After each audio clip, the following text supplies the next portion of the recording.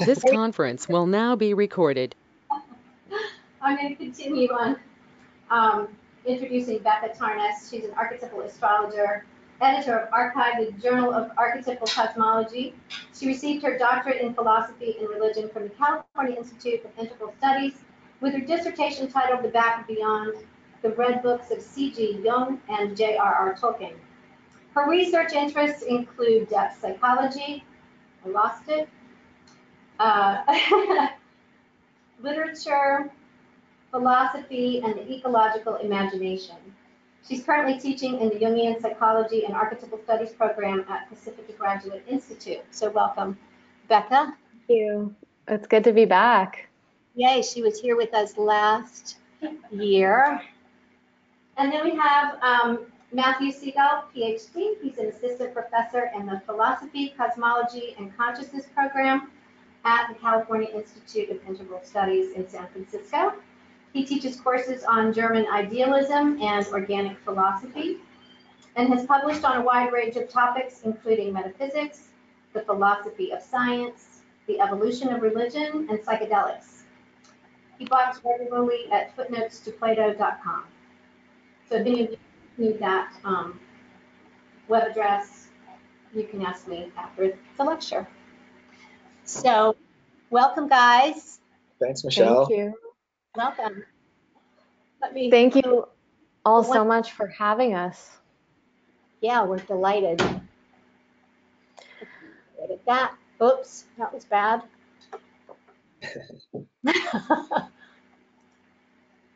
Oh, I lost you guys. Here we go. All right. I'm going to make these guys small so we can see their that. Is the PowerPoint displaying also right now? Yep. Great. Well, thank you all for being present. And this is an amazing 21st century gathering of a virtual gathering where Matt and I live together in Nevada City in California, and that's where you see him right now. I'm actually speaking to you from Cassis, France. So we're on both sides of the globe at the moment. So it's really kind of a planetary experience that we're having tonight. And it seems when we did all the tests that we're blessed with having good technological connectivity. But if anything, if we cut out at any point or there's any issue, it helps that there's two of us. So if one of us drops out, the other can pick up till the other one reappears, but just let us know if there's any issue hearing us. So I wanted to begin by kind of sharing a little bit of a personal introduction to both of us and this subject. And as Michelle mentioned, I was present last year at MAAS and offered a lecture on astrology as a spiritual practice. And in some ways, that talk informs parts of our co-presentation today. We both have the same background in archetypal astrology, in archetypal cosmology, which is the larger philosophical, spiritual, even psychological discipline that really holds astrology as a practice within it. It's the discipline that asks the questions behind why astrology works.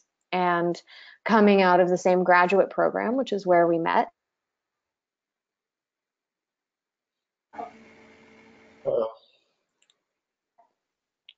we do kind of come out of that origin. But now, today, am I back? Yes. You were just finishing saying we come out of that origin, and then we lost you. Okay. Okay, thank you. So now today we have, after many years in being steeped in these ideas, we actually have different approaches to astrology. Matt is a philosopher, and so his approach is more metaphysical, more oriented toward the big questions that stand behind and within the astrological practice and tradition.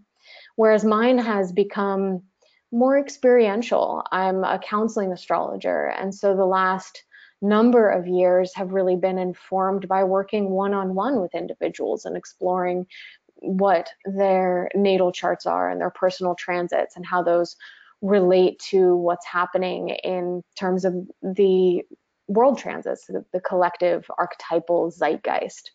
So even though we started very much in the same place, we've kind Oh, did Becca freeze on your end? branched out and then come back together. And our present Hey, now you're back. hi. Okay.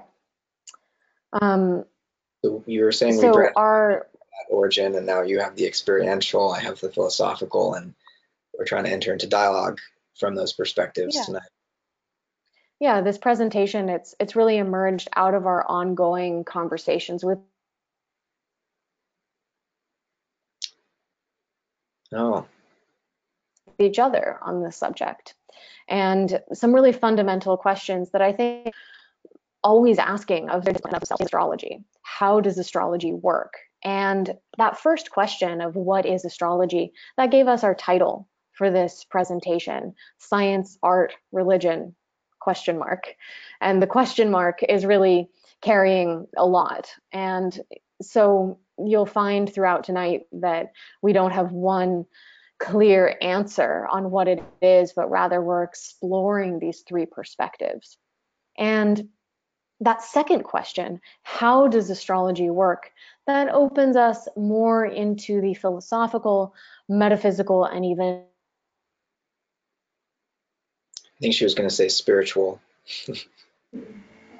spiritual questions that are related to anyone who engages or simply someone seeking astrological counsel. So from there, maybe Matt, I'll turn it over to you, and we're going to just be alternating it as we co-present. There's a little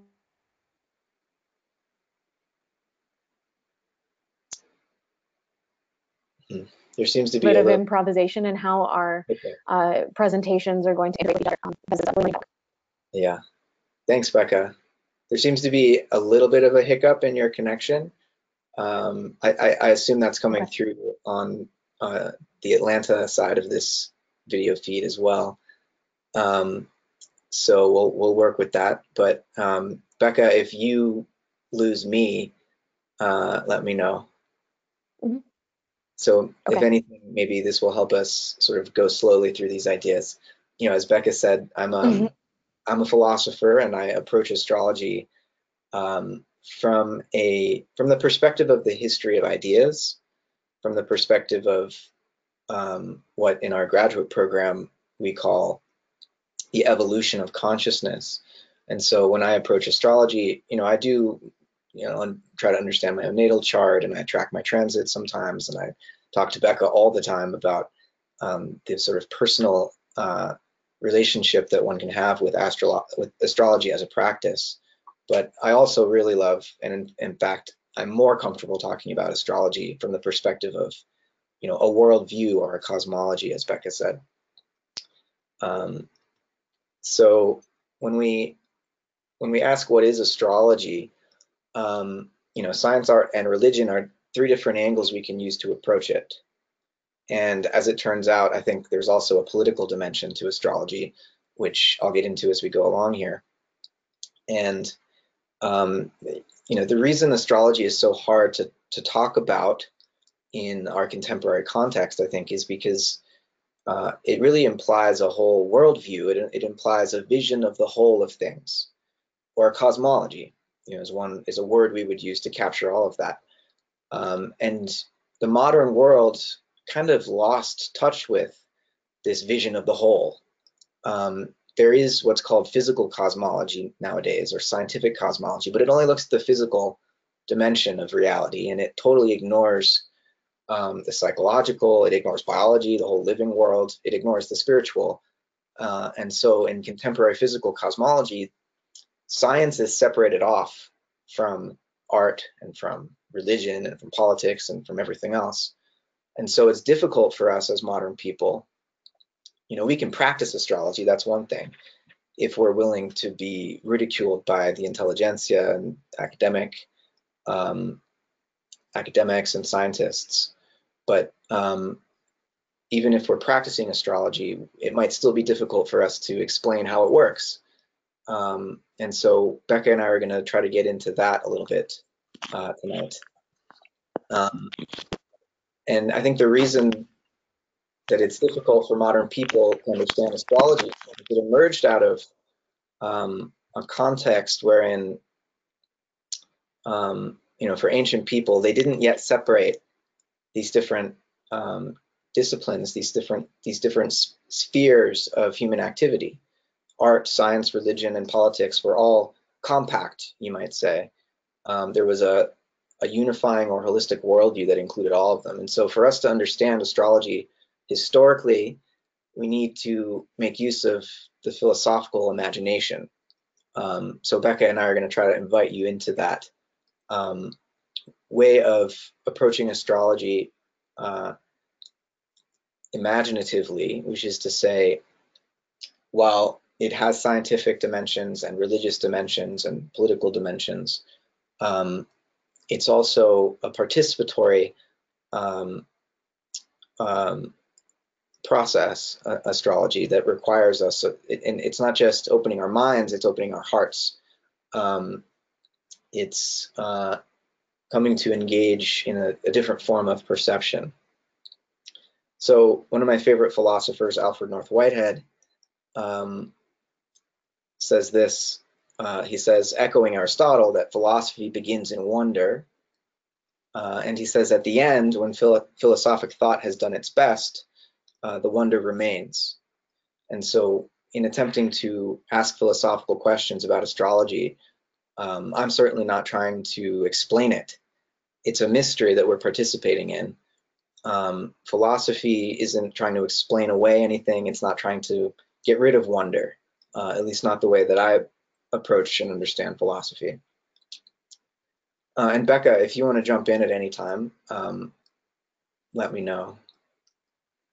Okay. I think I know what you have coming next, so why don't you keep going a little longer, and then I'll weave in what I have to say. Yeah. So, astrology literally means star talk, right? And so when we try to understand the influence of astrology in our contemporary world, we should remember that it's all throughout our language. We unconsciously refer to the stars in so many of our words. We talk about considering something, and sidereal, the Latin term referring to the heavens, and the stars is right in there, right? We talk about disasters, which literally mean falling, with the stars. Disaster meaning falling star, or bad star, right? A coincidence, right? All of these are etymologically resonating with, or you hear the echo of the heavens in our very language, right? So astrology, whether we are consciously affirming it and practicing it, or whether we're more of a scientific materialist of a more scientific mindset and we're belittling it, it's in our language, despite how we may think of it consciously. Maybe I'll jump in here real quick and just say that, of course, as we all know, astrology is an ancient discipline. We can't even really pinpoint the exact origin of astrology, and it's been called the queen of the sciences, and I love that phrase, the queen of the sciences. It's one of the oldest symbolic hermeneutics, so means of interpreting, that we have available.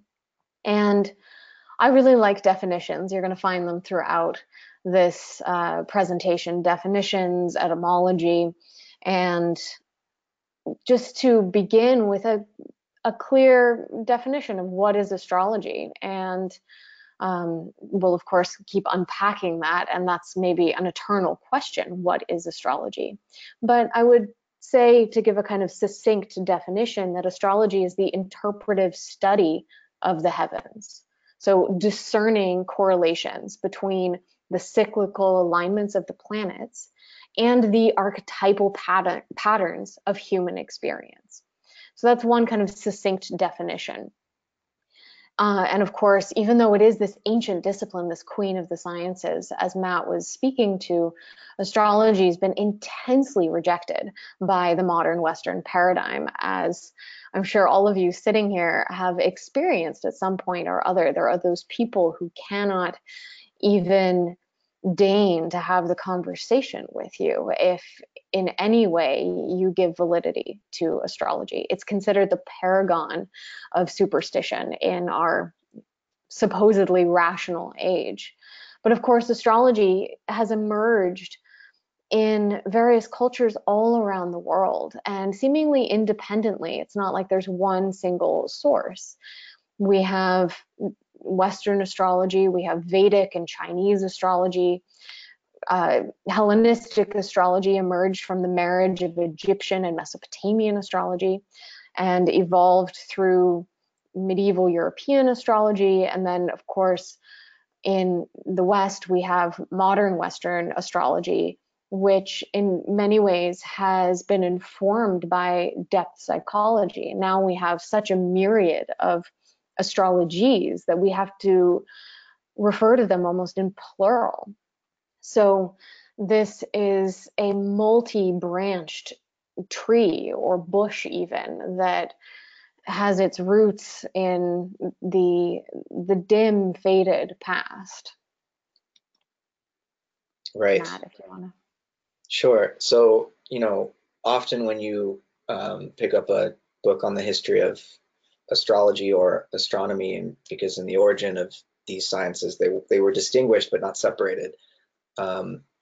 It starts with the Babylonian civilization and their really minute, precise observations and their calculations, and the first calendar systems are coming out of Babylon, and the transfer of that knowledge across the ancient world. But there's an even deeper origin of astrology, and it's interesting that astrology has been called the queen of the sciences through the medieval and early modern period, but it's in another way the mother of science itself, in that, as we'll see, Paleolithic peoples, meaning Ice Age peoples, people before the agricultural revolution, like more than 10,000 years ago, were already tracking the motions of the planets, and in particular the moon. So I'll get more into that in a moment, but it's important to grasp, as Becca is telling us, that astrology, it's our species' earliest emerging and its longest enduring attempt to understand or to interpret, initially in mythic and narrative form, to understand and interpret the earthly significance of heavenly motions. So in this way, one of the meanings of art, in our title, is not just like a beautiful painting or a beautiful song or something, but art can also mean technique or technology. And we might say that astrology is an ancient technology. Maybe it's in that way the first science or the first technology. It seems to have evolved. It's co-evolved with symbolic language itself, and it has descended from primal people, like Ice Age people's ritual participation in the solar and lunar and seasonal cycles. This is an idea I'm going to draw from William Irwin Thompson in the next few slides here, and from his book, The Time Fallen Bodies Take to Light, which is subtitled Mythology, Sexuality, and the Origins of Culture. And he really looks at the role that astrology played for Paleolithic people. So this is way before civilization as we know it. It's before agriculture. And Thompson says a technology is not separate from a mythology. What does he mean by that? Well, we often hear that fire was like the first technology, right? Well, it could be that the second technology was this. This is a stone with these etchings on it, and archaeologists and anthropologists have determined that this is actually the first attempt, one of the earliest attempts to track the lunar cycle. And this particular one was found in an archaeological dig just south of Rome. It's considered to be about 10,000 years old, right? There are actually older examples of this type of technique being used to count the lunar cycle that are 35 to 40,000 years old. I'll show you some of those in a second. So what William Owen Thompson thinks is that women were actually the ones who were carving these. They were using them to track their menstrual cycle, but also to track the lunar cycle, which were in correspondence with one another. So according to Thompson, he's just reminding us here that the origins of astrology go back way before these Mesopotamian civilizations. The origins of astrology go back actually to the hunters and gatherers of the Stone Age. And particularly the female hunters and gatherers. Exactly. So the gatherers. And Thompson continues here. He says, through the observations of the seasonal rhythms, as well as their observations of their own menstrual and lunar cycles, females would observe the basic periodicity of nature, right, the rhythmic quality of nature, and lay down the foundations for the first great synthesis of science and religion, astrology, right? So Thompson is saying that Paleolithic women gave birth to astrology by tracking the lunar cycle, which is what allowed for calendars to emerge. It's what allowed for agriculture to emerge eventually. And so, when we talk about the history of astrology, we can't forget the prehistory of astrology, because it has even deeper origins. And as I was mentioning earlier, for these primal peoples, they had a holistic worldview, right, where this is a form of science and technology, right, but it's also a form of religious practice, and it's artistic in the sense that there's a technology, there's a technical skill or craft involved, and it's an attempt to participate in the drama of the heavens, and there's a whole narrative associated with what the moon's doing in the sky. The moon was a goddess, and this death rebirth cycle for these primal peoples was considered like, it's the primary mystery of their existence. And they're embedded in that story. It's a celestial story, not only the moon, but the sun rising and setting and the seasonal shift from spring, through summer to fall and winter and back again. These are mythic adventures, tragedies, and these primal peoples really perceived that happening all around them and felt like they were embedded in that story. This is the origin of astrology, right? In a form of participatory consciousness. These are even older examples of the stone. These are carved on bone. You see, as early as 35,000 BC, or about 40,000 years, I should say 37,000 years ago. Becca, did you want to speak to this notion of participation and the origin of the meaning of planetary bodies and constellations? So I don't know how many of you are asked this question, but something that I'm asked a lot as an astrologer is, how do astrologers know the meaning of the planets? Where does that come from? Other than, you just read it in a book that was passed on and so forth. And I actually came across what felt like a good answer to this in a somewhat unexpected place. And this is in the work of Owen Barfield. Not a lot of people have heard of Owen Barfield. He was an anthroposophist, so following the work of Rudolf Steiner, which you may have heard of as the founder of Waldorf schools or biodynamic farming. And Owen Barfield, you may know some of his contemporaries and close friends. He was part of the Inklings. The Inklings were a literary group in Oxford that included C.S. Lewis, who wrote the Chronicles of Narnia and was a Christian apologist, and J.R.R. Tolkien, the author of The Lord of the Rings. And the three of them and a number of other Oxford dons and other close individuals were in this literary group in the 30s and 40s in Oxford, England.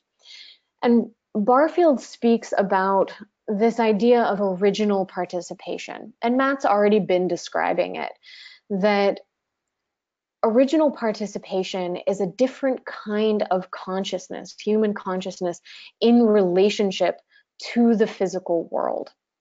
And Barfield uses language as a means to trace this evolution of consciousness. He has a wonderful book called Poetic Diction. And Matt, I wish you had our copy next to you to hold up. It's called Poetic Diction, and the subtitle is A Study in Meaning.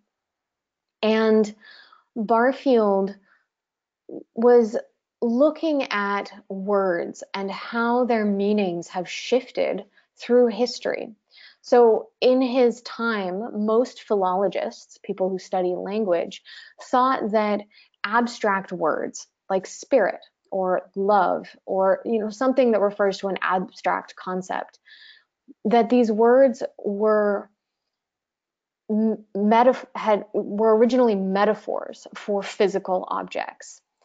So, for example, the Latin word spiritus, when it's translated into English, it can mean wind or breath or spirit, depending on the context in which it's used. And so we can see that word spiritus has a divided meaning. But if you look back through ancient poetry, what Barfield noticed is that there wasn't some brilliant poet who one day decided to take the word for wind, a physical phenomenon, and apply it to the abstract concept spirit. He argues rather that the word has an undivided meaning, so that spiritus means wind and breath and spirit all at the same time, that the physical isn't split from the ensouled psychical or spiritual meaning, and that these words, their meanings are inherently related to each other. This is what Barfield calls true metaphor, so that wind and breath and spirit are actually inherently related, because the people who first spoke that word, spiritus, they saw in the wind what spirit was. That through that ancient form of consciousness, the physical and the psychical, or the material and the spiritual, the bodily and the ensouled qualities of all entities, that they were once unified in the experience of ancient human consciousness.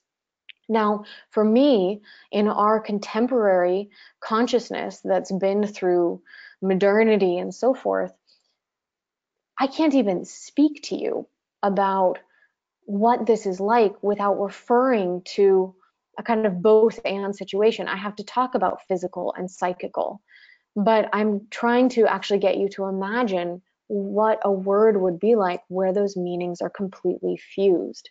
And that is, according to Barfield, evidence of an evolution of consciousness. And so for that ancient participatory form of consciousness, what he called original participation, then when those people looked at what we would call the physical world, they were able to perceive the ensouled qualities of that world. And so when they would look at Venus, they don't just see a physical planet. They see beauty and love and desire and pleasure. They see the goddess Aphrodite. They see the goddess Venus and all of her multifaceted expression. Likewise, they look at Saturn and they see finitude and ending and death and mortality and all of those qualities that we associate with Saturn. So based on Barfield's argument through language, I wanted to apply that idea to astrology and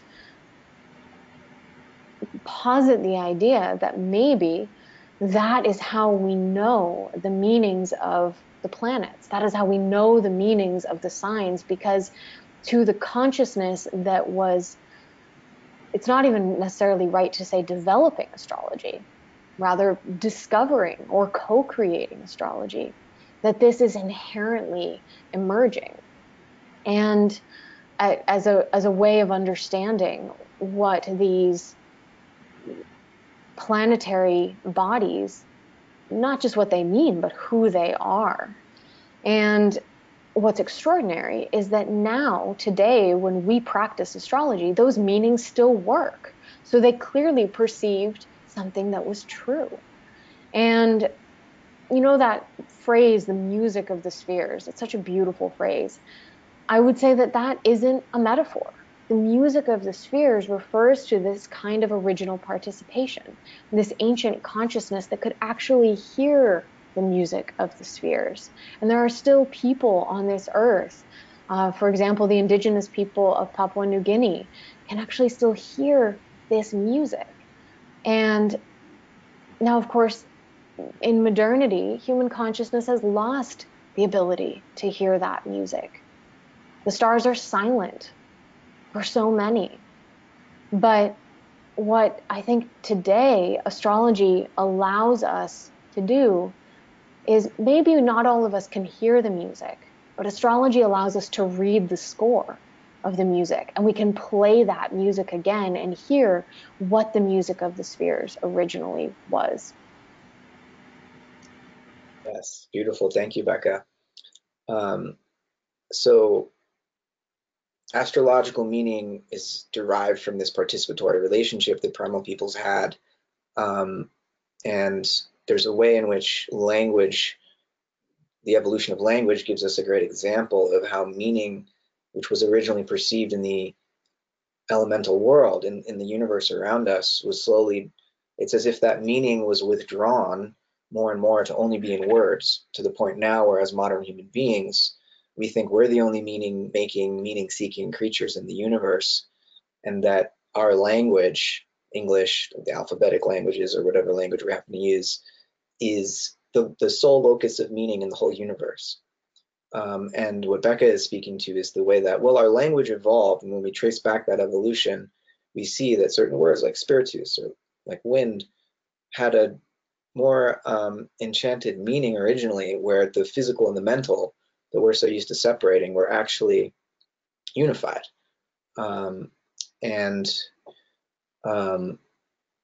I think it's important the way she started to refer to the music of the spheres, because there's a way in which I think it's not only that the primal peoples saw the meanings of Saturn or Venus, they heard the meaning too. And later we'll see how this shift in what sense we use to build an analogy is really significant. You know, we're such a visually dominated culture.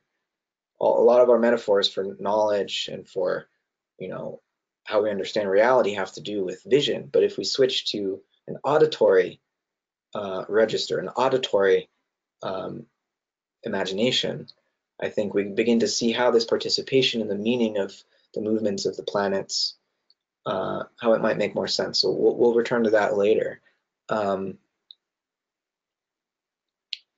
So just to really drill the point home that Thompson is making, I have one more slide here, about the Lascaux cave paintings in modern day France. There's, you know, animals, beautiful renditions of animals painted all over these caves. They're thought to be about 17,000 years old. And some archaeologists and anthropologists, paleontologists, will say that if you look at these markings underneath the horse here, they've been blown up and enhanced. And these, apparently, there's 29 of these little notches. They seem to be another example of a lunar calendar being scratched into the wall. So there's, again, a way in which the art, the religion, and the science of these early peoples was all compact, right? It was all of a whole. And here's, you know, Thompson drilling the point home about women. He says, because we have separated humanity from nature, subject from object, values from analysis, knowledge from myth, and universities from the universe, it is enormously difficult for anyone but a poet or a mystic to understand what is going on in the holistic and mythopoeic thought of Ice Age humanity.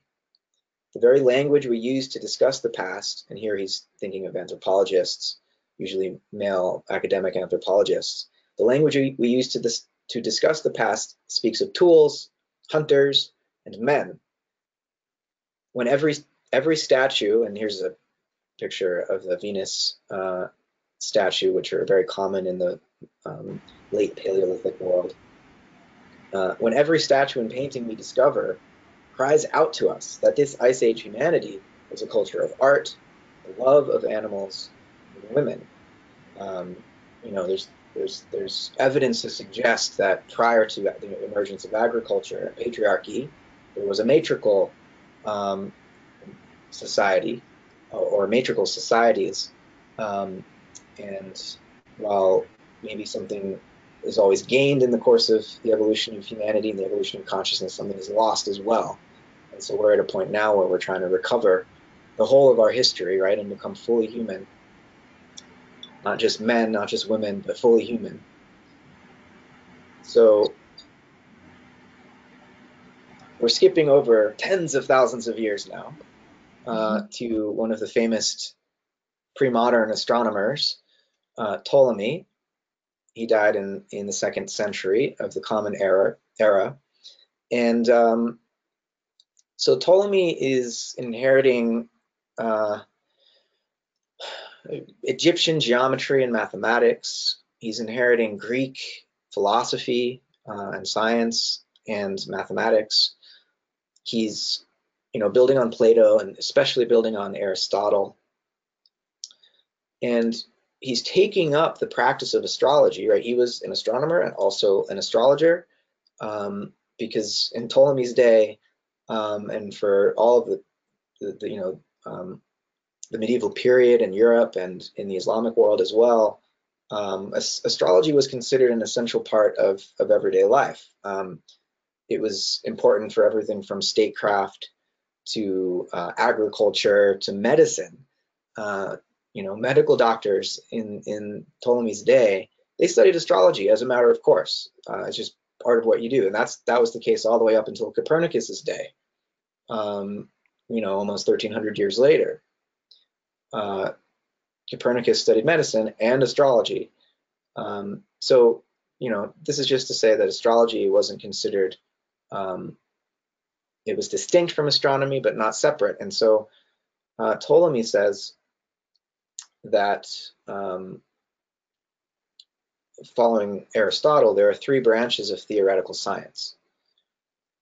There's theology or metaphysics, there's mathematics, and there's physics. And these are sort of in ascending order based on what's most immutable or eternal and what's most mutable or changeable, right? So theology is the study of things that are invisible and immutable, right? Things that cannot be seen or touched or heard, and that are eternal. And so Ptolemy says this is kind of a conjectural area, right? He's not like a Christian who thinks, oh, well, there's a revelation, and so we can be certain of theological matters. He doesn't really think that we can have certain knowledge of theology. Mathematics, on the other hand, concerns visible things, right? We can draw geometrical figures on a page, but it's also concerning immutable or eternal things, right? The mathematical forms are eternal. Mathematics is a realm of real knowledge for Ptolemy, and he thinks astronomy is a branch of mathematics because it really concerns measurement and geometry. And then there's physics, which for Ptolemy was also conjectural. Like, we can't really know things for sure about the physical world because the physical world is mutable, right? It changes. This is Plato's whole point, that in the realm of becoming, of physical, sensory things, they're always changing and we can't really get a hold on them. We can only know the physical world to the extent that we can apply mathematics to it. So physics and metaphysics, or theology, are both, for Ptolemy, kind of conjectural. Astronomy, as a branch of mathematics, can give us real certain or approaching certainty, real certain knowledge. And so where does astrology fit into this, right? So Ptolemy doesn't equate astrology and astronomy, but he says astrology is kind of halfway between mathematics and astronomy and physics, because astrology concerns how the immutable things in heaven relate to the mutable things on earth. It's trying to draw a connection between the heavens and the earth. And because astrology has this earthly dimension to it, where the astrologer is tasked with interpreting what the eternal motions of the heavens mean about the very historical, messy conditions on Earth. And so this brings in an element of conjecture, Ptolemy says. So already, right, in the 2nd century, Ptolemy is saying, oh yeah, of course astrology is real. There are real effects. Obviously, the sun and the moon affect the Earth, right? The sun affects the seasons, the moon affects the tides. Very clear effects from these planetary bodies on the Earth. But Ptolemy also thought the other planets visible to the ancients, out to Saturn, had some kind of an effect on the Earth. What he also says, though, is that, while astrology itself is perfectly valid, you have to be skeptical of the predictions of individual astrologers, right? So one can be skeptical of the astrologer coming up with an accurate prediction, because human beings are frail, finite creatures. But that doesn't mean one has to be skeptical of the whole enterprise, right? So it's not like the ancients were just like running around lapping up everything every astrologer had to say, right? They had some skepticism because they recognized the difficulty. Astrology is not mathematics. It's not scientific in the sense that you can produce certain knowledge, because you're always trying to apply it to a really messy, psychological and historical world. But Ptolemy does say that both astronomy and astrology, they're basically forms of what he calls celestial prognostication. Prognostication meaning prognosis, or knowledge in advance of what happens. So I wanted to just briefly show you all what Ptolemy's universe looks like. You may have seen this video when you were just coming in and getting your seats. Earth is at the center, right? It's a geocentric cosmos. And then the moon, Mercury, Venus, and the sun are orbiting closest to the Earth. And then beyond the sun are Mars, Jupiter, and Saturn. So it's a very different depiction of the universe for Ptolemy, all the way up until Copernicus. This was the view that European people had of the rest of the universe. And it's quite beautiful, right? It is, in a sense, a more accurate picture phenomenologically speaking, or speaking in terms of our human perspective on things. This is what the apparent motion of the planets looks like to us. So just for those looking at that, just to clarify what it is you're seeing, notice that each of those loops in the orbits, and the loops are to make sense of the retrograde motions. Why from Earth does it look like the planets at certain periods go backwards? And this was Ptolemy's attempt to account for how that was possible. He, along with everybody else contemplating this, figured that the planets moved in a circular motion. And yet that circular motion didn't account for the retrograde periods of all the planets. And so that's why you see these beautiful loops that he's brought in, which are called epicycles. Yeah.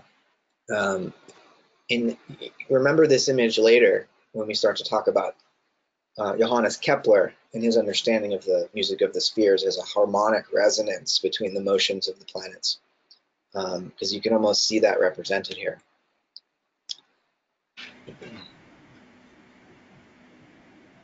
So that's Ptolemy, right? And then for the next 1,300 years or so, that was the universe that Europeans lived in. But then the scientific revolution happens. And then the Enlightenment, right? Which the scientific revolution was brought about initially by Copernicus saying, actually, no, the sun's at the center. The Earth's going around the sun. The Earth moves. I mean, that was a scandalous thing to say, because our senses tell us that we're perfectly stable, right? If the Earth moves, wouldn't we get jostled about and like thrown off of it? So it was a very counterintuitive thing to say that the Earth moves. But, we understand now that that is the case. Doesn't mean Ptolemy was totally wrong. I think there's there's an imaginative way to still inhabit the geocentric cosmos.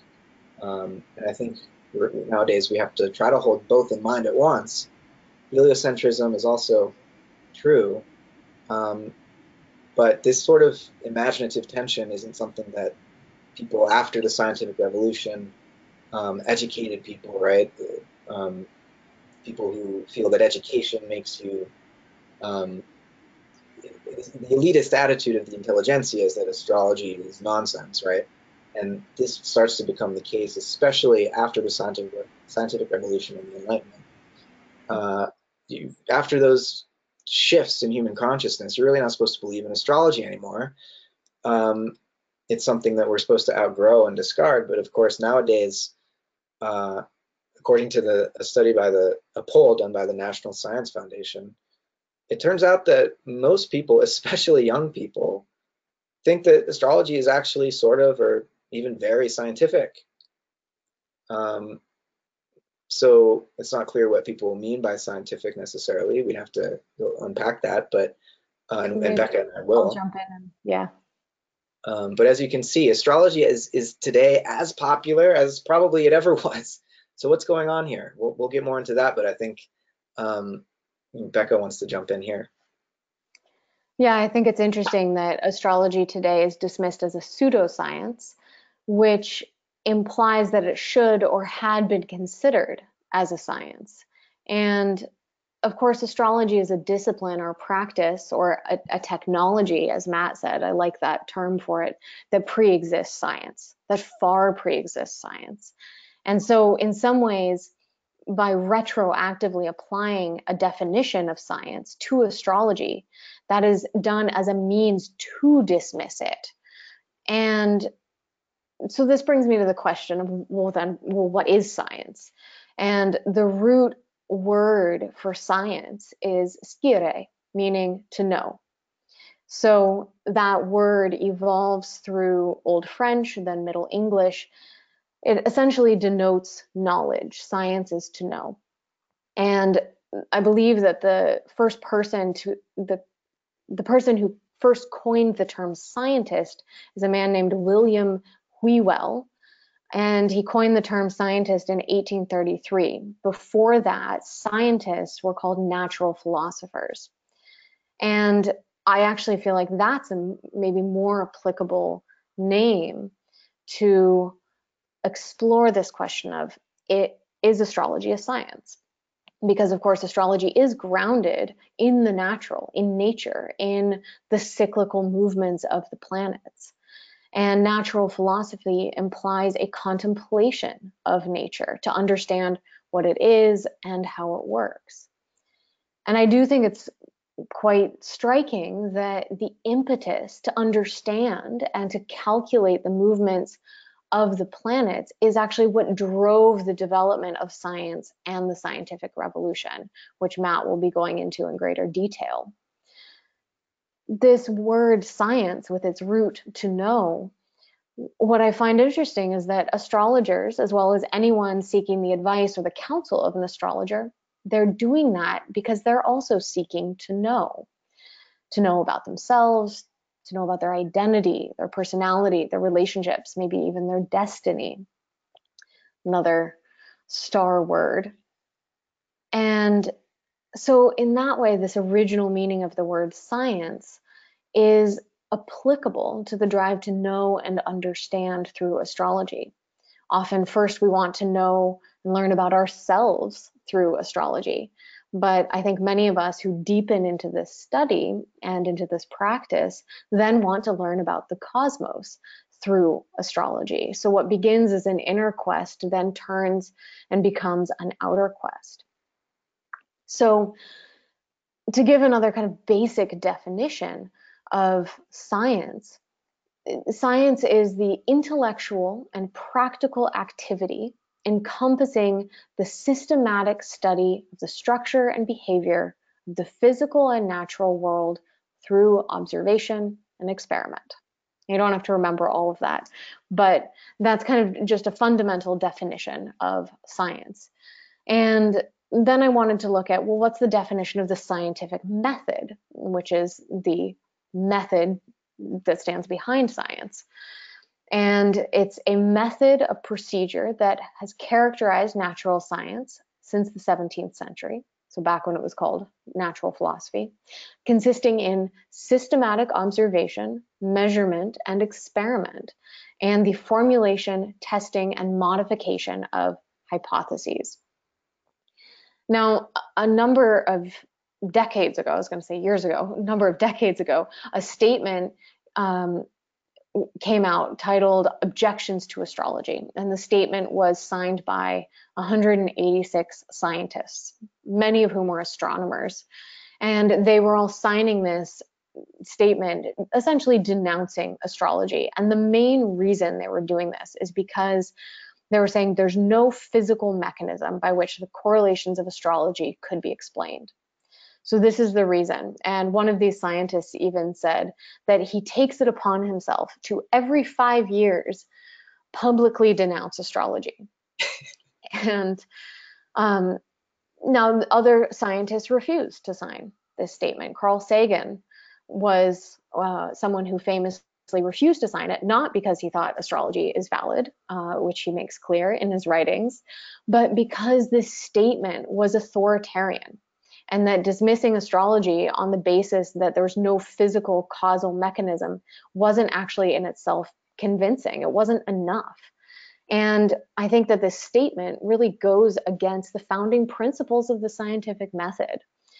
So those principles of systematic observation, measurement, and experiment, and the formulation, testing, and modification of hypotheses. So scientists who actually take the time to learn some astrological methods and they apply systematic empirical observation often do find significant and meaningful correlations, whether they're looking at natal charts, personal transits, or maybe most importantly, world transits and the correlations with collectively verifiable historical events. So the main objection of scientists is that there is no physical mechanism to explain the correlations. But the thing is, scientists run into the same stumbling block when they try and explain consciousness, or even the origin of life, or even the origin of the universe. So if science, by only looking at physical variables, can't explain consciousness, life, or even the origin of the universe, how could it really explain or explain away astrology? And so that's where I feel that science as it is today is applying the wrong tools and asking the wrong questions. So is astrology a science? I would say that scientific techniques, the scientific method itself, could be applied to astrology. But a science that accounts for consciousness as a fundamental principle of the universe would have to be a very different kind of science than we see in the mainstream scientific world today. So I personally wouldn't call astrology a science, not because I don't think it is valid or even empirical, but because science has limited what it can see through its own beliefs. And I think in many cases, when scientists approach the subject of astrology, they tend to be far more superstitious and unwilling to question their beliefs than any astrologers I've personally ever encountered. So I think that astrology could someday be a science, but that it isn't today. Science itself would have to grow and expand what it includes in its questioning. And I don't think that would change the fundamental principles of the scientific method. So back thank you, to Becca. Matt. It's very helpful unpacking science, its definition, and the worldview of science from the method of science. I think it's important to distinguish the two because there's a scientific worldview, which is usually, basically you can equate it with materialism, which is the view that there are only physical things and mechanisms, that everything can be explained in terms of these mechanisms. And because there is no causal mechanism for astrological correlations, then they must not be real. And indeed, there are a lot of materialists who would say that because there's no causal mechanism that can explain consciousness, well, it must not exist either. So there's this sort of absurdity in materialism where people are so convicted in it that they're not only willing to explain away astrology, they're willing to explain away their own conscious experience and say, oh, it's just an illusion.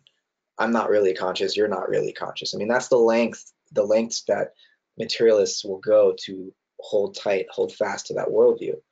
But the scientific method, on the other hand, as Becca was describing it, astrology can apply that method and indeed should apply that method, right? So in terms of the methodology, astrology can fit in. As Ptolemy understood astrology, it fits in. It's not a science of certainties, it's a science of conjectures, right? So we have to hold our predictions lightly and recognize the multivalence of astrological influence and so on. But still, and that's where the art and also the religion piece start to come in. Exactly. These clear definitions start to leak into each other. Exactly. And there's this other dimension, though, to the materialist rejection of astrology, which has to do with the Enlightenment, right? The Enlightenment is this political movement. Freedom is the key word here, right? Liberty. And it's the idea that, I guess even before the scientific revolution, there was the Protestant Reformation, where Protestants said, we're not going to listen to what the Catholic Church says. We're going to be free to relate to God directly, not through the mediation of a priest or a church.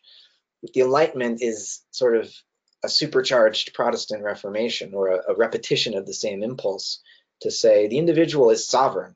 No church and even no state will infringe upon the freedom of the individual, right? All of our modern democracies are founded upon this ideal. And it's a beautiful one to some extent, but it gets taken to extremes and has pathological forms like the denial of astrology because of the concern that it necessarily means fatalism, and that the positions of the planets at our birth are marionette strings that are determining our behavior, right? That's really goes against what a modern enlightened liberal subject, right, with rights and freedoms and so on, it goes against their whole conception of reality. So I think that's another reason for the emotional reaction that a lot of materialists have.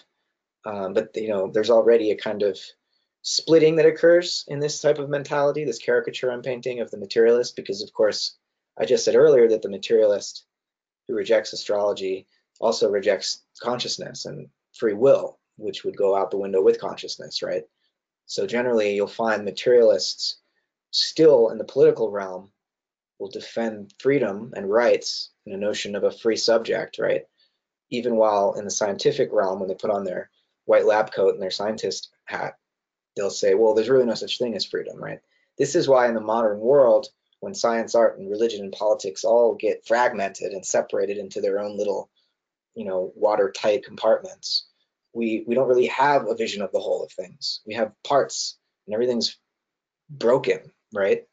So, and when we engage astrology in this way to try to resuscitate it in a contemporary context, we're also trying to, in order to resuscitate it so that it's not just the popular culture that believes in astrology, but as it used to be in the pre-modern period, it's considered important even by university professors. In order for that to happen, we're also going to need to bring together science, art, religion, and politics again. We're going to need to find the relationships between them, right? I think understanding astrology, I think, requires that we have a holistic cosmological vision. But let's go back for a second to the birth of modern science. There's a certain origin myth of science told by materialists. I'm going to stick with that caricature, which is that, all of a sudden in the 17th century, a bunch of really smart mathematicians and astronomers and physicists started to reject Aristotle and the old Ptolemaic understanding of the universe and start fresh, just making observations of the world around them and especially of the heavens above them, using these new technologies like telescopes, and then using math to sort of calculate based on their observations and make predictions about the future and test them. It's as if this method sprung out fully formed like Athena from Zeus's head, right? Just out of nothing. It's a revolution. A lot of historians of science will point out that for the average person living in the 17th century and even on into the 18th century, science wasn't like a thing that everyone was like, yeah, yay, the new scientific worldview. There was still a mixture of what we might call occult practices and beliefs and superstitions and all of that. The revolution, so-called, really took place among several dozen individuals across Europe, and they had a network of letters that they would be exchanging with each other to communicate about their findings. But the revolution, it's not like a political revolution where people are in the streets screaming science, right? This is very few people. It's not until science gets professionalized in the 19th century with the birth of universities that the scientific worldview starts to permeate the public sphere, the average person's understanding. So that's the first thing to keep in mind about the scientific revolution. But most of the mathematicians and the natural philosophers, who they didn't know this word science yet, as Becca was pointing out, those who initiated the scientific revolution, they were astrologers. And they practiced astrology not despite their scientific findings, but they felt like there was no contradiction. And as we'll see, Kepler even thought astrology could be advanced as a result of the new scientific discoveries that were being made. So I just want to run through quickly these figures. Nicholas Copernicus, right, comes up with the heliocentric theory. Well, he really cribs it from the ancient Greek Pythagorean astronomers. They were already aware of different heliocentric understandings of the universe. So Copernicus is reading those ancient Greek manuscripts and he appropriates them. He was driven to do this research into astronomy because the Pope, Pope Leo X, asked him to fix the calendar. The Julian calendar, no calendar perfectly matches the motions of the heavens. And the calendar was off, and the church was really concerned because they needed to know when Easter was.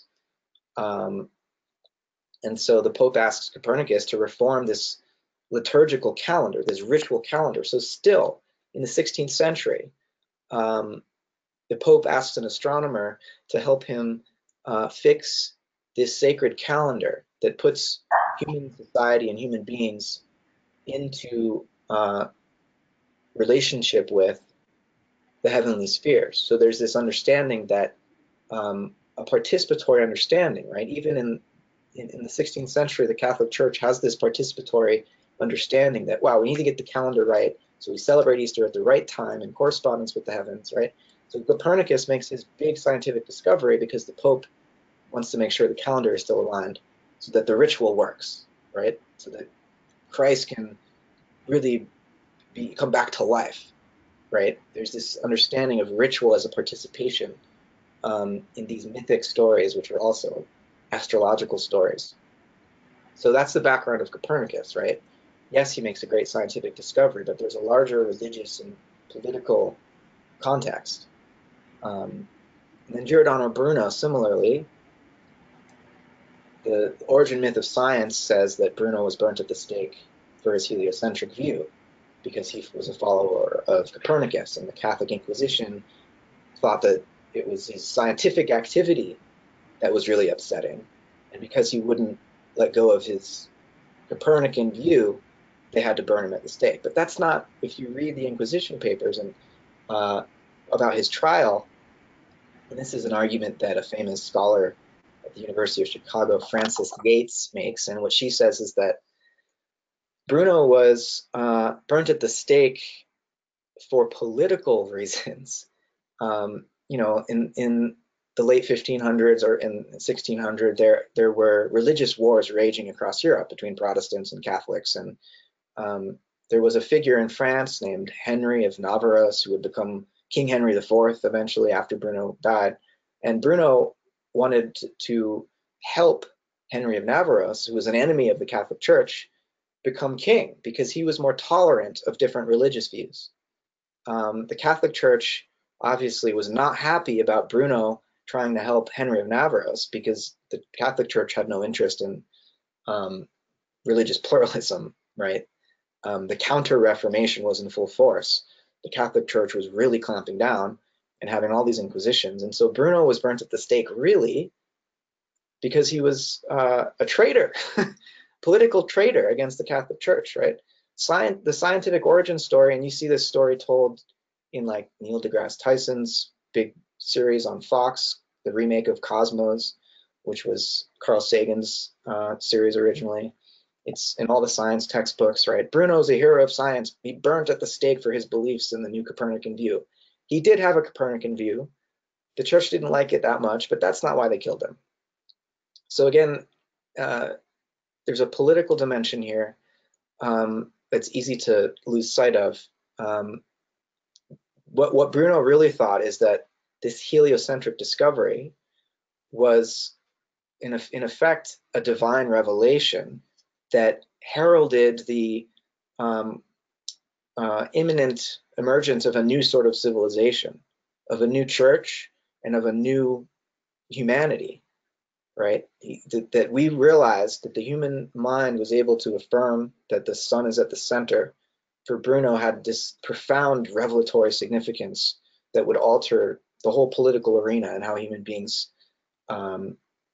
organize themselves socially, right? So this is the background of Bruno's science.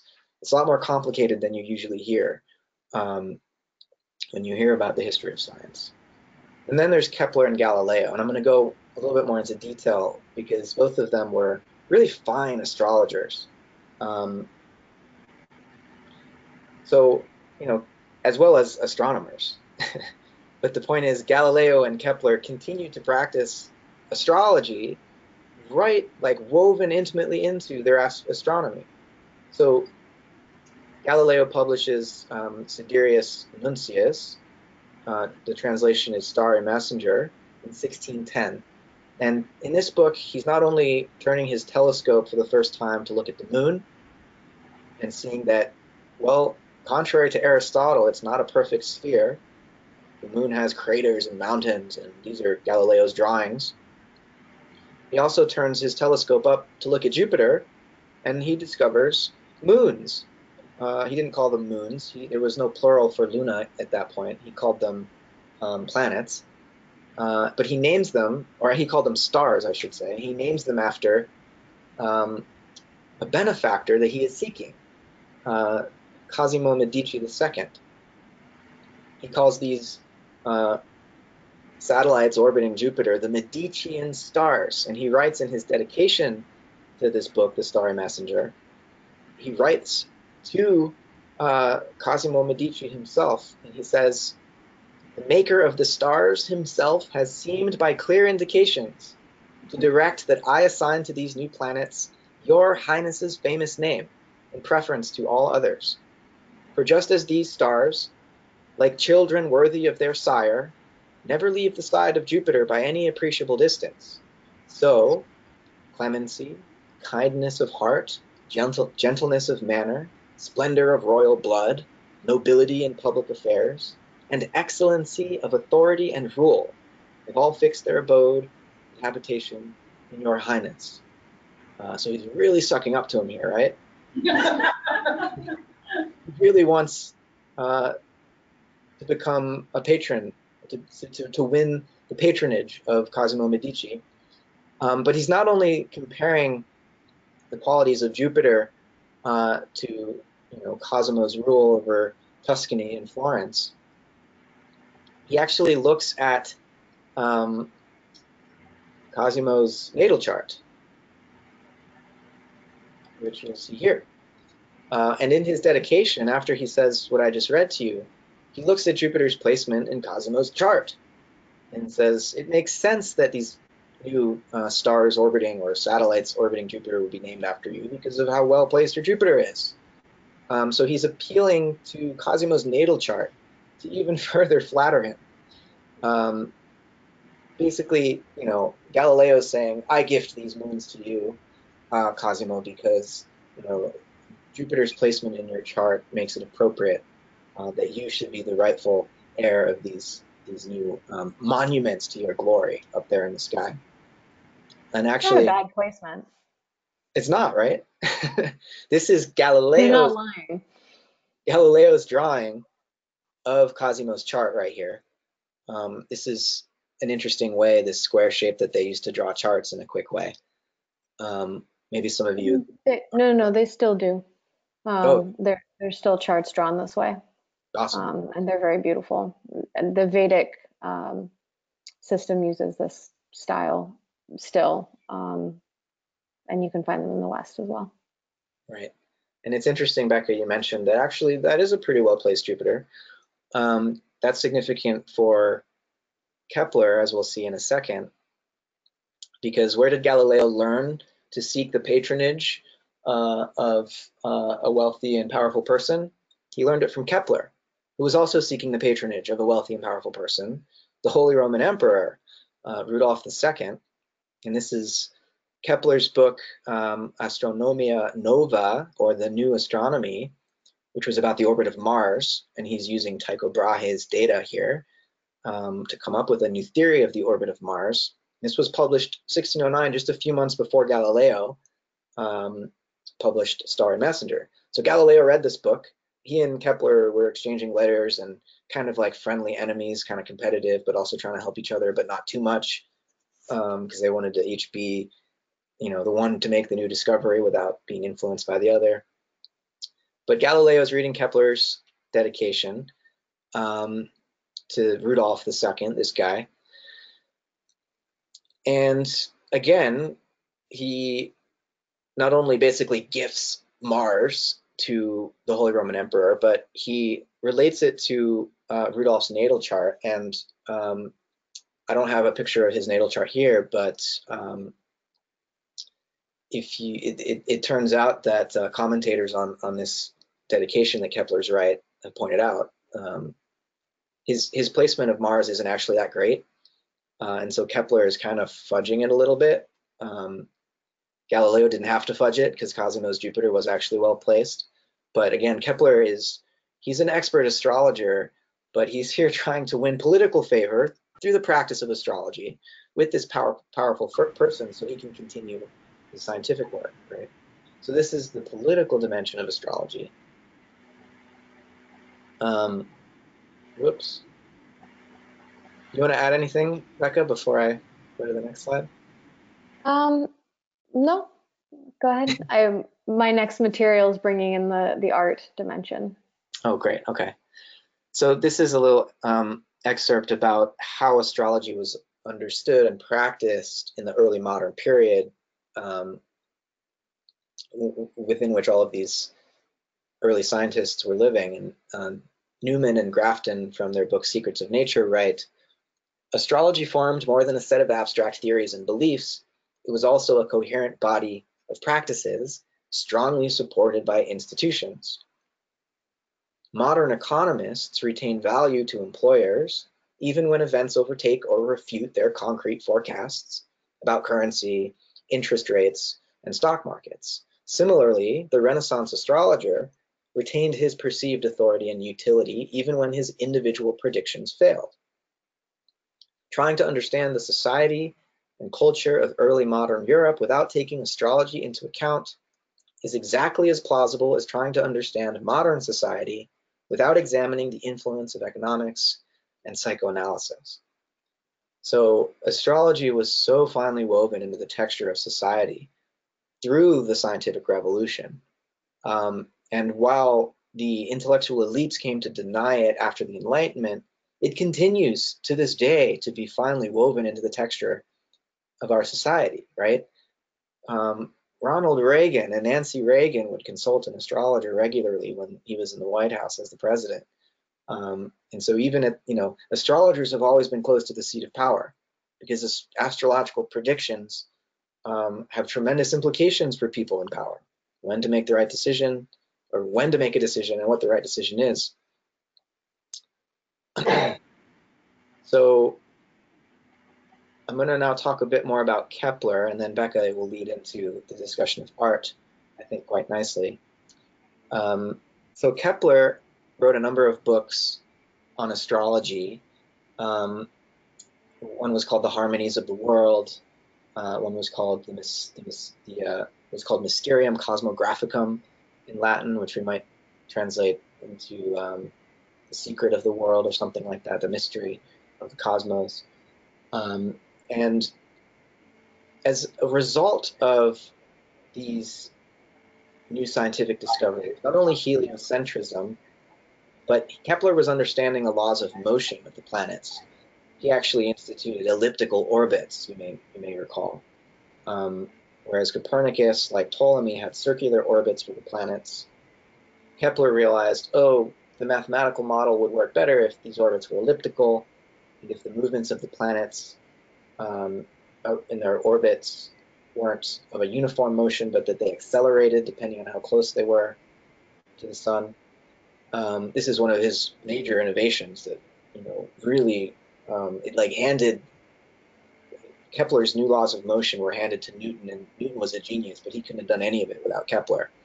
And what Kepler is realizing is that, rather than, as the ancients thought, the motion of the spheres being put into the universe from the outermost sphere of fixed stars, that the prime mover was somehow like God on the outside of the furthest sphere of fixed stars, like spinning it, and that created the motion all the way down to the moon. What Kepler was realizing is that, if the sun's at the center, there must be some sort of gravitational influence. And Kepler was imagining this as a kind of magnetism. So rather than the motion coming from the outside, the motion's coming from the sun at the inside, at the center. So there's this gravitational influence, or as Kepler conceived of it, a magnetic influence. And he realized that we needed to rethink astrology, and he was willing to actually reject sun signs and houses and focus really on planetary aspects, planetary alignments. It's not that he thought that there was no use for houses and signs. He just thought it was way more speculative, and there was, way less security in our predictions than when it came to planetary alignments. And he tried to search for a scientific astrology, and this search led him to emphasize the harmonic resonances between the geometrical aspects that were formed between the planets. And so he really did think that there was a music of the spheres.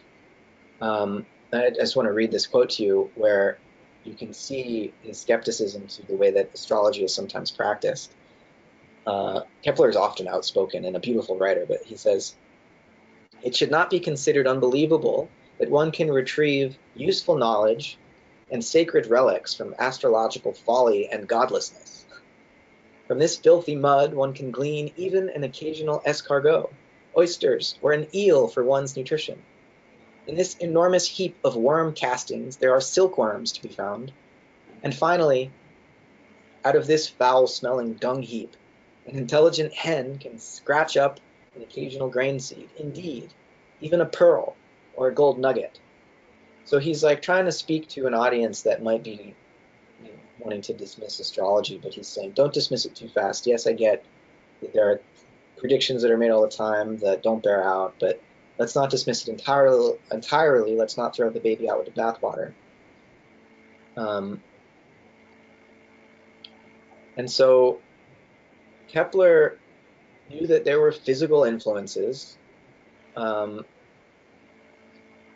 were relating the planets to the Earth and the planets to one another, like light, for example, and like gravity or magnetism, and that these sort of forces are streaming in from the sun, from the other planets, and they're influencing the Earth. And again, as I mentioned earlier, it's obvious that the sun has an influence on the Earth, and the moon has an influence on the Earth. And they're quite physical because they're so close to us. We can easily perceive the physical influence they have. The planets further away, light is influencing us, and yeah, we know there's a slight gravitational effect as well. But Kepler's realizing that if we're going to understand astrological influence, we can't do it in terms of a physical emanation or some kind of a light ray coming from the planets to affect things on Earth. This was sometimes the way that ancient thinkers would imagine it. Instead, he shifts away from the visual to the auditory and asks us to imagine the planetary movements as notes in a cosmic melody, and that ratios, and he actually measured and found these, the ratios of the movement, the rate of movement of different planets does have a harmonic resonance, and that there really is a music of the spheres. And this is a kind of what Kepler himself called an archetypal patterning that is not like a physical cause anymore. It's not, as Aristotle would refer to it, an efficient cause. Aristotle had 4 different types of causality, right? And in the modern materialist context, we usually only think in terms of one of them, which he called efficient causes, which is a physical push or pull or force. There are other forms of causation. One of them is formal causation. It has to do with the way that a whole influences its parts in a kind of non-local way, like resonance. When you strike a tuning fork, other tuning forks that are tuned to it will also begin to resonate. And it creates a sort of non-local field, a harmony, if you will. And so Kepler imagines this new form of archetypal patterning that is musical in nature. He referred to the geometric minglings of the planetary harmonies. When they form certain aspects, that's like when a chord is struck, a square, an opposition, a conjunction, a trine, and so on. And he imagined the Earth in this scenario was sort of like a resonance chamber, and it receives these, it's hearing, the Earth is hearing these notes that are being struck by the planets in their harmonic motions, and it's amplifying them. And so he's asking us, I think, to imagine, rather than a visual space where it seems like the planets are way up there and so far away, he's asking us to inhabit an auditory space where we're not perceiving with our eyes anymore. We're perceiving with our imagination, we're perceiving with our heart, we're perceiving a subtler form of vibration. It's an aesthetic form of perception rather than a physical form. And so I think Kepler is asking us to imagine the universe as a kind of, the solar system at least, as a work of art, a musical instrument, focused on the Earth.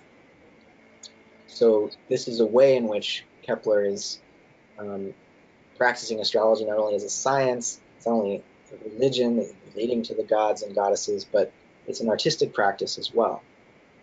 Becca, you can say a little bit more about how art fits in here. Yes, art in some ways it's much harder to define than science. And as Matt has been speaking about, there is an understanding of the cosmos as a work of art. One definition, to give you another one, is that art is the expression or application of human creative skill and imagination. Of course, this definition is restricting it to the human, typically in visual forms such as painting or sculpture, producing works to be appreciated primarily for their beauty or emotional power. Now, this isn't all applicable to astrology, but when we inquire into astrology as art, we do recognize that astrology requires creative skill. It requires imagination.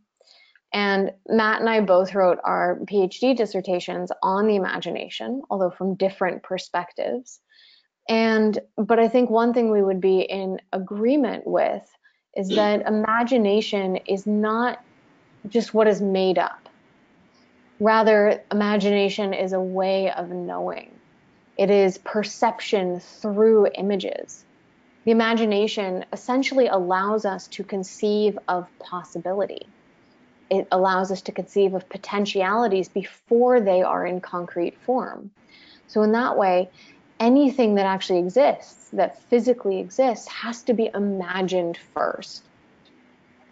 And I would say that astrology uses the imagination because astrology works in images and in metaphors as a means to see what potentialities have or will manifest in someone's life or in collective events. Now, I also see astrology as a tool to hone the intuition, and intuition and imagination can intersect in some ways. But astrology can be a means to verify what we intuit through a feedback system of consistent correlations. So I don't really like to play, and maybe some of you do, but I don't really like to play the game of guess my sign. But what I do enjoy doing is identifying planetary aspects and that I see living through individuals. So not the on your spot kind of guess my sign when you first meet someone, but rather seeing what is emerging through someone in an archetypal sense.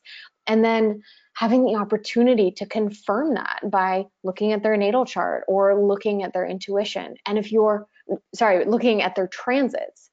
And if you find that your intuition is correct, then you get this affirmation that your intuitive capacity, which is something that our larger education system doesn't tend to hone or prioritize, but astrology is a means to actually work on your intuitive capacity. And I would say that honing that ability is an art. It is a creative skill that is developed to perceive the poetry and the nuance of astrological correlations. Now, there's a whole other side of viewing astrology as art that I want to mention. And in some ways, a whole presentation could be devoted to this side or a whole course. But that's that astrology can be perhaps most universally enjoyed through the arts. So music, poetry, painting, theater, film. When we look at the chart of the musician, or the poet, or the painter, or the actor, or the filmmaker, and we see how their birth chart is being lived to the fullest through their artistic creativity.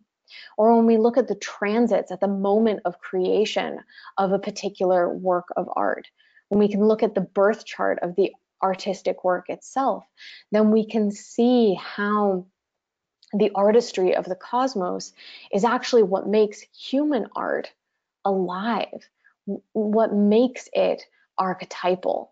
And that extraordinary correlation between the birth chart of the artist or the birth chart of a work of art is yet another artistic perspective on astrology.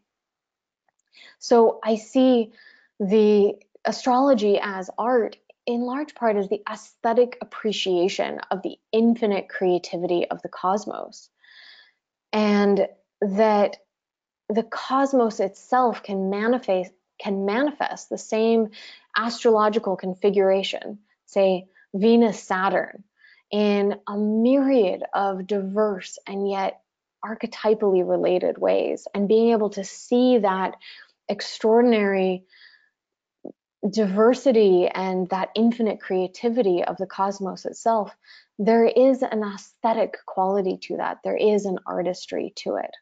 So I would say that astrology can be understood as art in terms of the art of the practice of astrology, learning the techniques, honing the creative skill, but also its expression through the arts, the other arts of poetry and music and so forth. And then finally, the art of the cosmos itself. Now, we have one more category that's been weaving its way through everything we've been talking about, and that is religion. So this last question of astrology as religion. And I think we can kind of approach this as either astrology as religion or as spirituality. And of course, there are many different definitions of religion, but one that, and I would say also that every definition of religion reveals the beliefs of the person or the culture trying to define it.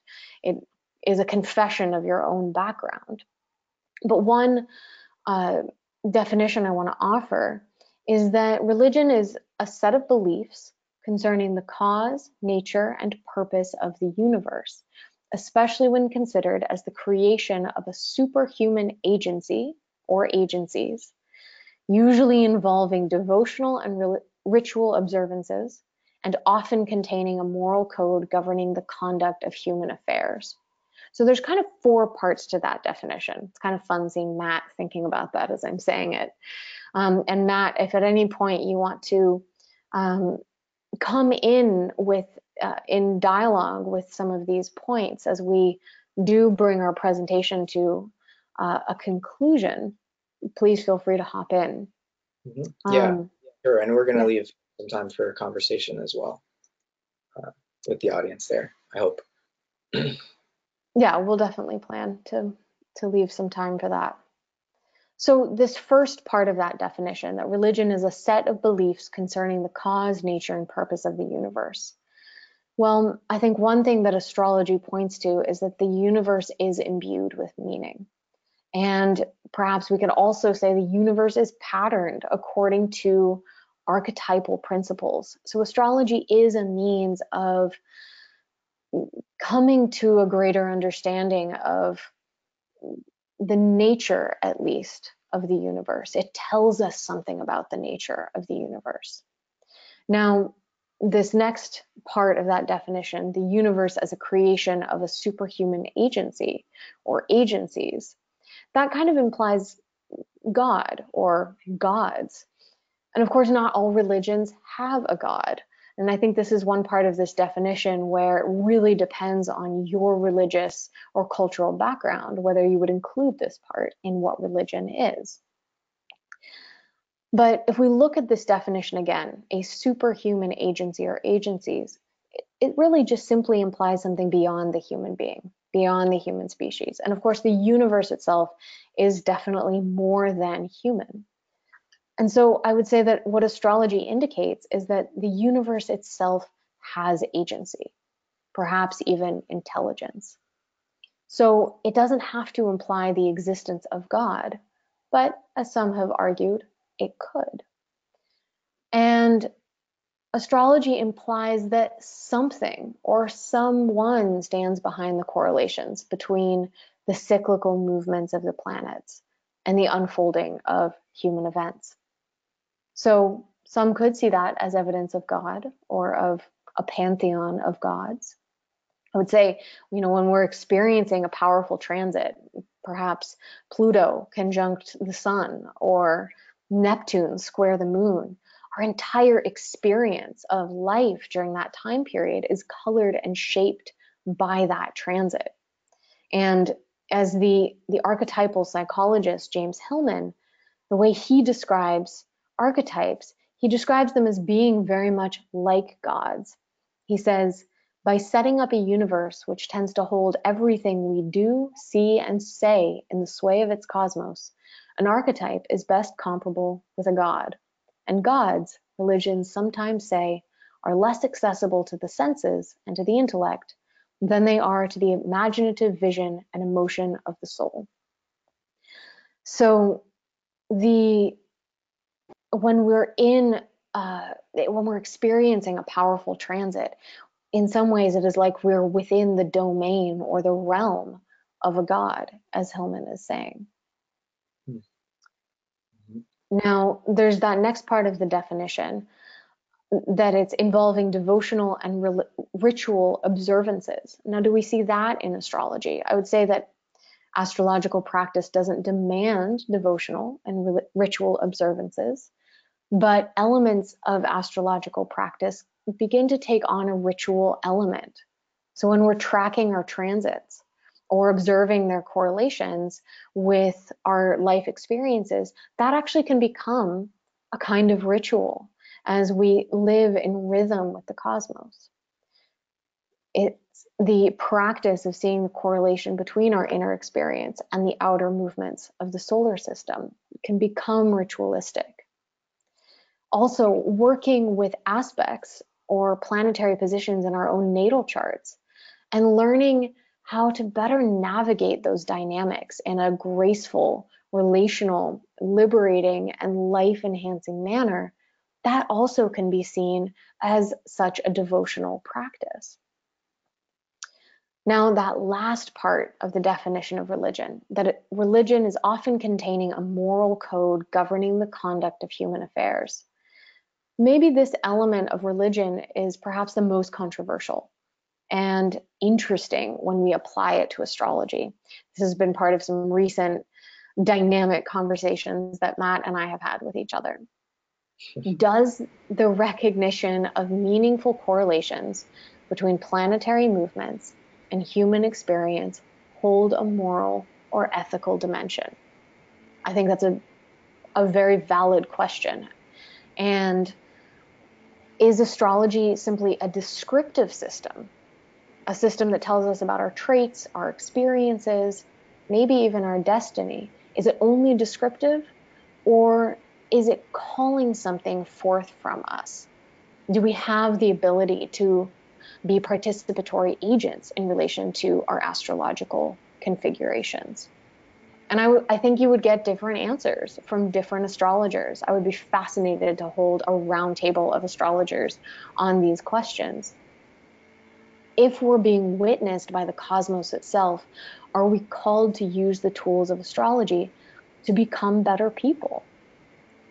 So what is the purpose of knowing astrological correlations if the only purpose is to accept our fate with the knowledge we cannot change it? And I think maybe from its earliest beginnings, astrology has been a means of learning how to live in better alignment with the cosmos, or as it would have been to ancient astrologers, with the will of the gods. So with ancient astrology, there was theurgical practice and religious rituals that were meant to appease the gods and change fortune and fate.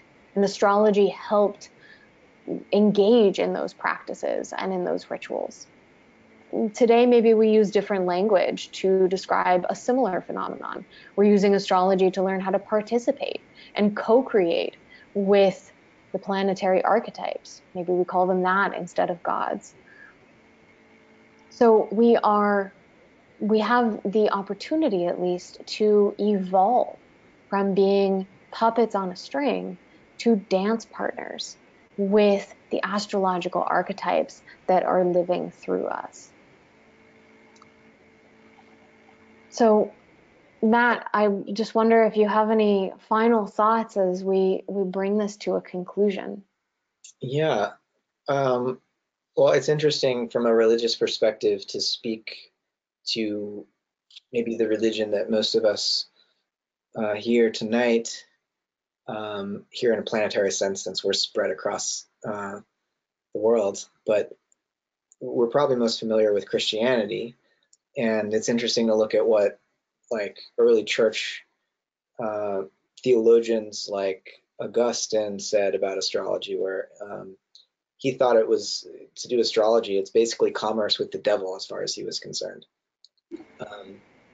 And Origen, another church theologian in the second or the third and fourth century, he thought that astrology, it wasn't demonic, but it was something that humans couldn't understand, because astrology is actually it's the language that God uses to communicate to the angels.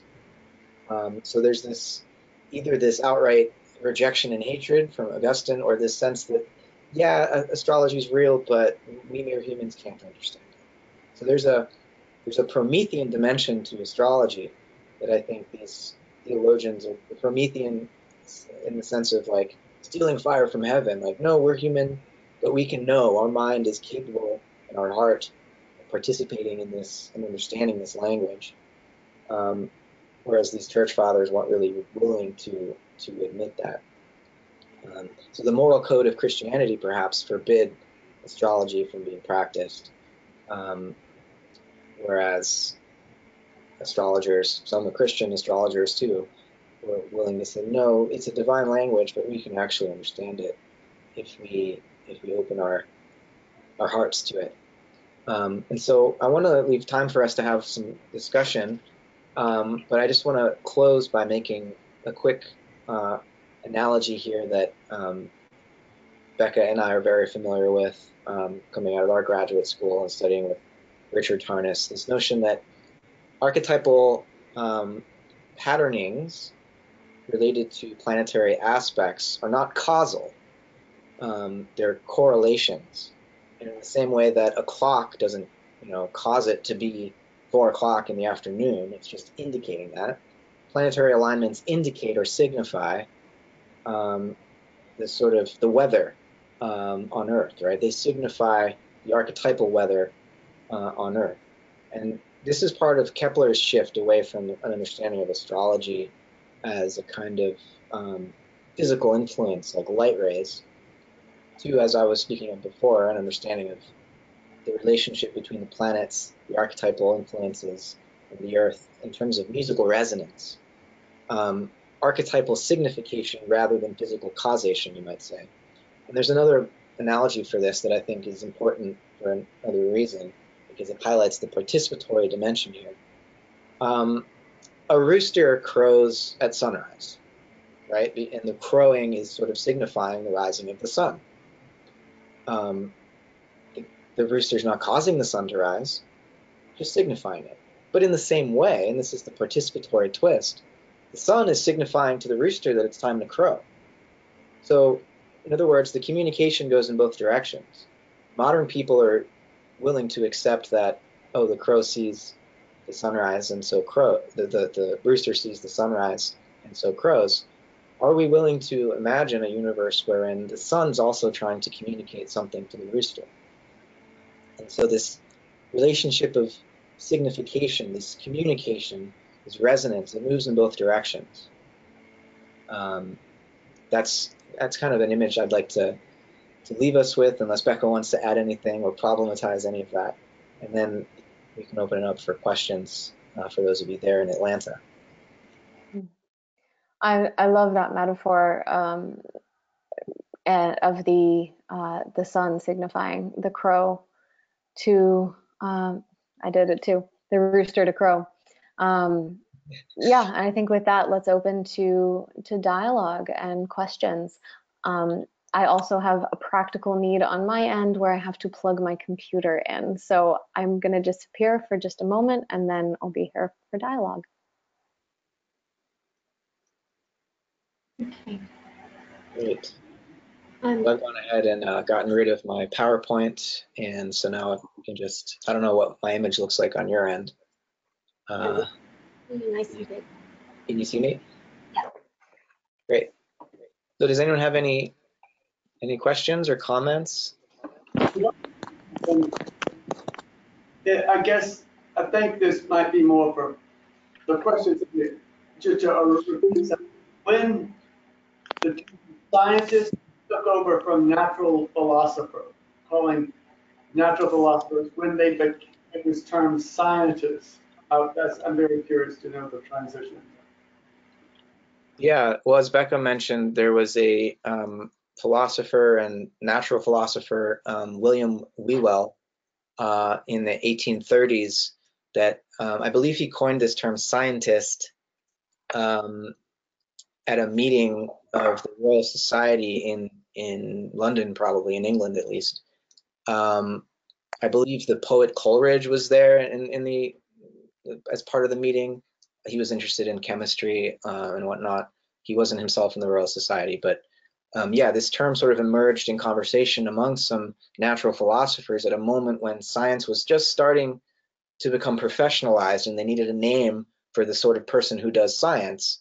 And so Whewell came up with the term scientist. Is there anything more you would add about the origin of this new term of science and scientist, Becca? No, I think that about covers it. Just that I think I find it surprising in some ways that the previous term was natural philosopher, considering how much contemporary scientists, many would maybe reject that title and certainly can be quite dismissive of philosophy. So I think a lot of the underlying themes of our talk are how these different disciplines and categories of science and art and religion and politics, how they actually co-evolved and co-emerge from each other, that you can't separate them out. And actually, that's very much like that idea from Owen Barfield that I started off by describing, that the meaning of words carries, or that ancient words carry multiple meanings. And just in the way that those words have an undivided meaning, what now today we have divided into different disciplines or areas of life that won't even converse with each other, if we look to their history, we realize that they are inextricably intertwined. Well, is it Lowell or Lowell? How do you spell Lowell? Whewell, W-H-E-W-E-L-L. W-H-E-W-E-H. Yeah. I may be pronouncing it wrong. Okay, W-E-H-W-E-L-L. W-H-E-W-E-L-L. William. Yeah. Thank you very much. That helps to know, especially the name I've never heard of him. So that's something to talk to my skeptical scientist friends about. We were trying to give you lots of ammunition to talk to your skeptical scientific friends. Any other questions or comments or The one in the back there? Insights to share? Yeah, hi guys. This was really and very, very useful. And I wanted to ask you, Becca, you had defined several terms: art, religion, science. I'm wondering, what are these your synthesis of different definitions of these, or is there like a source of these definitions that you're quoting? I just went to the basic dictionary for those. I wanted to start with something that would be kind of really easily accessible and universal, and then branch out from there. So I think all of those are from the Merriam-Webster dictionary. Thanks. Yeah. My own definitions would probably have some different edges. I just want to, is there another question that I can't see? A hand raised? No. Well, just to say on the definition of religion that you did pull from the dictionary, Becca, it's interesting, and this is typical of the way modern people think of religion, is it's a system of beliefs, right? Right. And I know there were more components to the definition that eventually brought in ritual, brought in ethics, but usually modern people think of religion as a belief system. And the thing is, if you look at the history of religion and the evolution of religion, it hasn't always been that way, and it's only in the modern period when religion gets privatized, in a sense, where, you know, after the Enlightenment, if religion survives, it's because, oh, well, that's your private belief, and maybe you go to church on Sundays to worship some symbols that you barely understand. But if you go back in time, it becomes more apparent the further back you go that the sacred encompasses everything, and it's not just sequestered on Sundays in this particular building. And so if we have a broader historical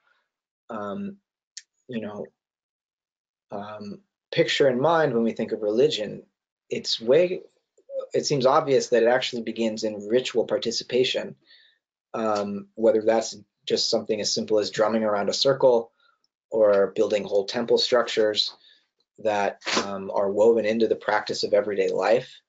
I think to understand the primeval origins of religion, we really have to root it in ritual, in practice, not so much in belief. It's not like these people, Paleolithic people and even pre-modern people in general thought of religion as just something cognitive, right? It's the beliefs you have about the world. It was way deeper than that. If you want to pick up a very thick book on this subject, there's a book called Religion and Human Evolution by Robert Bellah, and he explores this question of what is religion, and actually kind of tears to shreds that definition that I gave you. And that's why it's kind of so tricky to give a definition of religion. And because it is so different for different people. And when, again, as Matt was saying, as we look at its origins, it's less about belief. And what was coming up for me, Matt, as you were speaking, is it's less about belief, it's actually about knowledge. And suddenly we're there at the root of the word for science again, of knowledge. It makes me think of the depth psychologist Carl Jung's famous statement when he was asked, "Do you believe in God?" And he said, "No, I know." And I think that is much more at really the basis of what religion is. It's not a set of beliefs. It's a knowledge of the cosmos and the world that we live in. I tend to think of myself as spiritual, but not religious. I'm almost religious, and I almost see scientists, the scientific belief is like a religion. Yeah. Right. Yeah, it's in many ways become a new religion of our time. Yeah, and this is getting at the distinction between that I made earlier between the method and that Becca made between the method of science and the worldview of science, or maybe scientism or materialism, however we want to refer to it. But the difference there is there's one that's an open-ended form of inquiry, right? That's empirical and rational, and the other is a belief system, like a religion, that you've already decided it's true, and you're going to interpret everything through it. That's not methodologically scientific, but it's a worldview that has come to be called, let's call it scientism or materialism. And yeah, I think you're right to say that that is, in fact, more like a religion than it is like the scientific method, which is much more open to revising itself. It hasn't already decided what's true. It's a method of finding out what's true.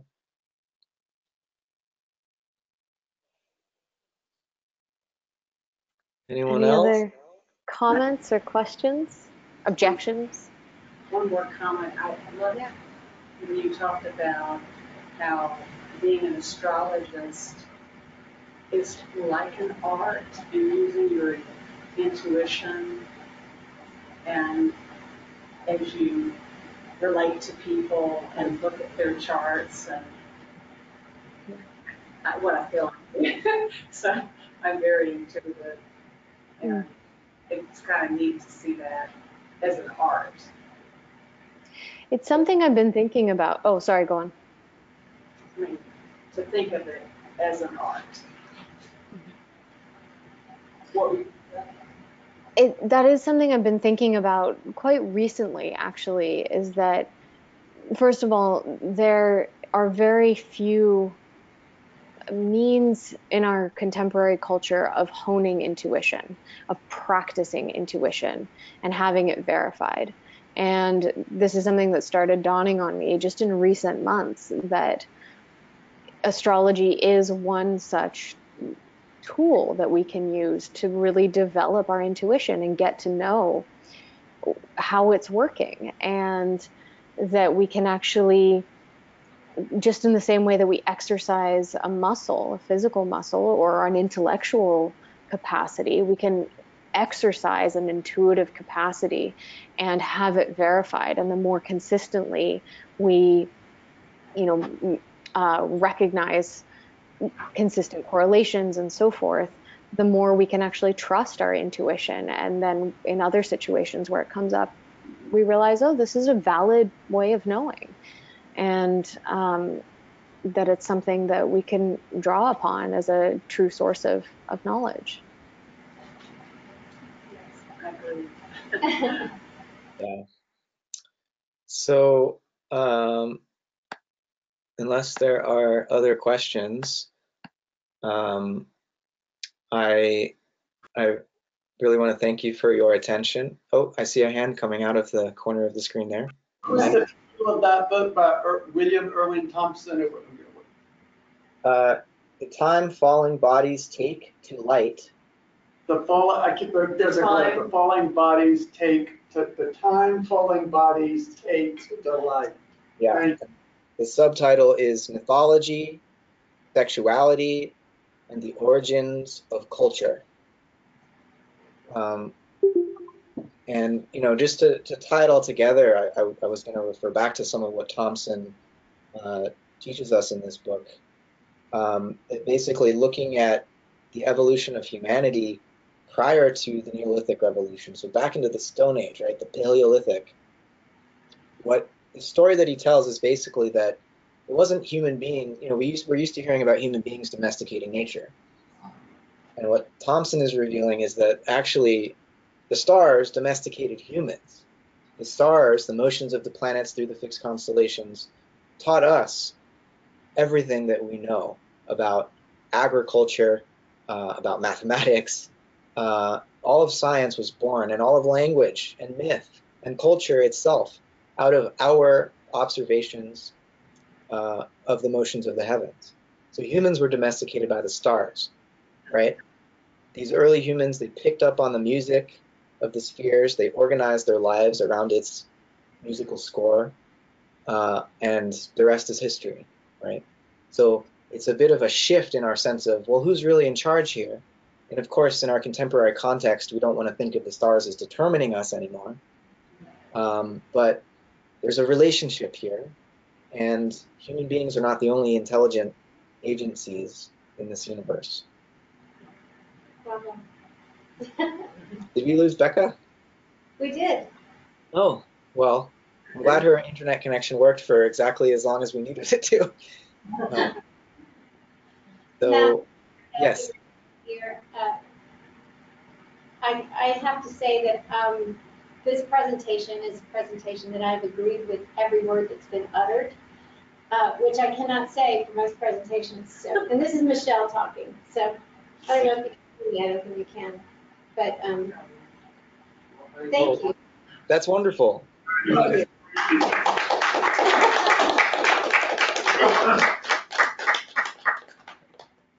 Well, thank you so much again for your attention, and it's too bad. Sometimes I like it when people disagree, because then there's a fun conversation. Anyways, thank you all so much. It looks like a beautiful space you have there. I hope I can visit one day. Yeah, we would love to have you. I will work the crowd and see what I come up with for tomorrow. Okay. And let you know this evening. How about that? Sounds great. Okay. Thanks so much, Matt. Thank you so much. Bye-bye, Michelle. Bye, everyone. Bye. Should figure out how to, you're still the presenter. There we go. I agree.